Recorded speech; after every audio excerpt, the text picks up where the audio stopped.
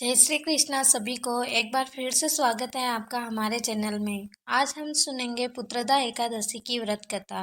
अगर आपको ये कथा पसंद आए तो चैनल को सब्सक्राइब करें, वीडियो को लाइक करें और आगे से आगे शेयर करें और कमेंट में जय श्री कृष्णा जरूर लिखें।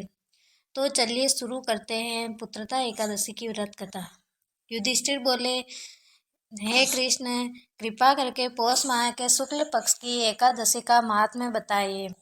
उसका क्या नाम है और उस व्रत को करने की क्या विधि है और उसमें किस देवता की पूजा की जाती है।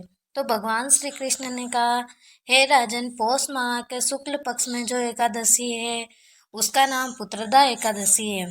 पुत्रदा एकादशी को नाम मंत्रों का उच्चारण करके फलों के द्वारा श्री हरि का पूजन करें। नारियल के फल, सुपारी, बिजोरा, नींबू, जमीरा, अनार, सुंदर आंवला, लौंग, बेल तथा आम के फलों से देव देवेश्वर श्री हरि की पूजा करनी चाहिए। इसी प्रकार धूप दीप से भी भगवान की अर्चना करें।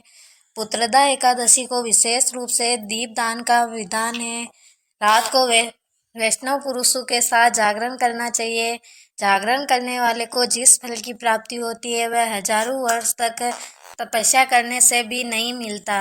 ये पापों को हरने वाली उत्तम तिथि है। चराचर जगत सहित समस्त त्रिलोकी में इससे बढ़कर दूसरी कोई तिथि नहीं है। समस्त कामनाओं तथा सिद्धियों के दाता भगवान श्री नारायण इस तिथि के अधिदेवता है। पूर्व काल की बात है, भद्रावतीपुरी सुकेतुमान राज्य करते थे। उनकी रानी का नाम चंपा था। राजा को बहुत समय तक कोई वंशधर पुत्र नहीं प्राप्त हुआ, इसलिए दोनों पति पत्नी सदा चिंता और शोक में डूबे रहते। राजा के पितर उनके दिए हुए जल को शोकोच्छ्वास से गर्म करके पीते थे। राजा के बाद कोई ऐसा नहीं दिखाई देता जो हम लोगों का तर्पण करेगा, ये सोचकर पितर दुखी रहते। एक दिन राजा घोड़े पर सवार हो गहन वन में चले गए। पुरोहित आदि किसी को भी इस बात का पता न था। मृग और पक्षियों से सेवित उस सघन कानन में राजा भ्रमण करने लगे। मार्ग में कहीं सियार की बोली सुनाई पड़ती थी तो कहीं उल्लुओं की।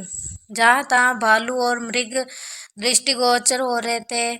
इसी प्रकार घूम घूम कर राजा वन की शोभा देख रहे थे। इतने में दोपहर हो गई। राजा को भूख और प्यास सताने लगी।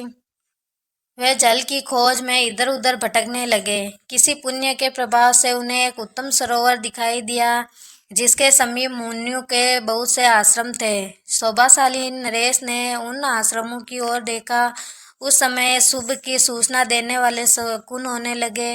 राजा का दाहिना नेत्र और दाहिना हाथ फड़कने लगा जो उत्तम फल की सूचना दे रहा था।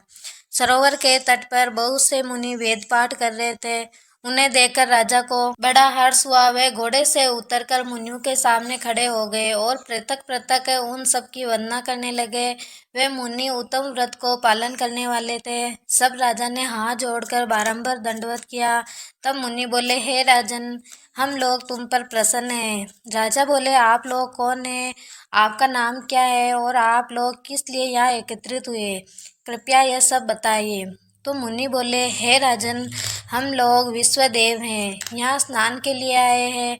माघ मास निकट है और आज से 5वें दिन बाद माघ का स्नान आरंभ हो जाएगा।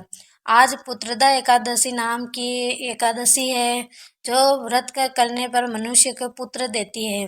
तो राजा ने कहा, हे विश्वदेवगण, यदि आप लोग प्रसन्न हैं तो मुझे पुत्र दीजिए। तो मुनि बोले, हे राजन, आज पुत्रदा नाम की एकादशी है। इसका व्रत बहुत विख्यात है। तुम आज से इस उत्तम व्रत का पालन करो। महाराज, भगवान केशव के प्रसाद से तुम्हें पुत्र अवश्य होगा। भगवान श्री कृष्ण कहते हैं, हे युधिष्ठिर, इस प्रकार उन मुनियों के कहने से राजा ने उत्तम व्रत का पालन किया। महर्षियों के उपदेश के अनुसार विधि पूर्वक पुत्रदा एकादशी का अनुष्ठान किया। फिर द्वादशी को पारण करके मुनियों के चरणों में बारंबार मस्तक झुकाकर राजा अपने घर आए। तदंतर रानी ने गर्भाधारण किया और प्रसव काल आने पर पुण्यकर्मा राजा को तेजस्वी पुत्र प्राप्त हुआ जिसने अपने गुणों से पिता को संतुष्ट किया। वह प्रजा का पालक हुआ।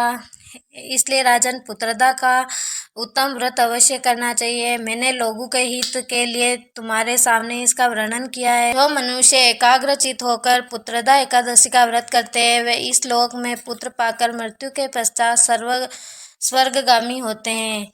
इस महात्म्य को पढ़ने और सुनने से अग्नि होम का यज्ञ का फल मिलता है। जैसे इस एकादशी का व्रत कर